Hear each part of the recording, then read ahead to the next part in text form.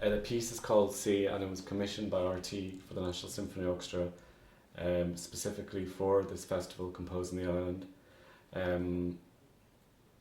It's a one movement piece.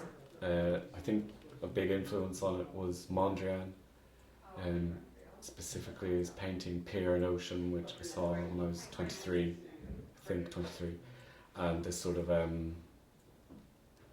the idea of showing something and not showing it, but then it constantly playing with that idea of showing, not showing, had a big influence. And also the teaching notebooks of Paul Clay. I realised that a lot of pieces or a lot of art is about asking questions. Everything's about questions, and I decided I wanted some answers. So this piece asks a question and then gives you the answer in a way, but it's not clear how you get to the answer. So it's not a open-ended piece. I thought it was getting too obsessed by titles, thinking up hilarious or great titles, and I wanted to just let the people who are listening, the audience, make up their own minds what it's about, or if it's not about anything, or if they hate it. Or I started with the complete. It's a type of chorale that you hear at the end of the piece, the whole orchestra all together. So I had that at the beginning of the whole writing process, and I cut it up, and from the beginning it doesn't probably make sense that everything is that until hopefully you hear it at the end.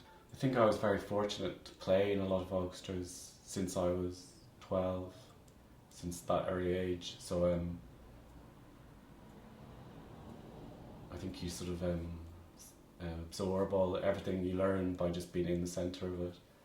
So I think it's still petrifying to write for the orchestra, to have anything to say worthwhile. When you have so many people, you have to think of something. The past 3 years I've been teaching orchestration every week. I have to think about it to teach it.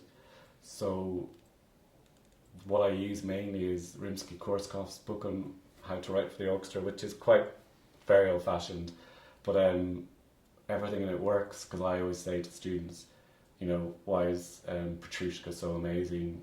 It's Rimsky-Korsakov's teaching, so that was definitely in my mind when I wrote this piece.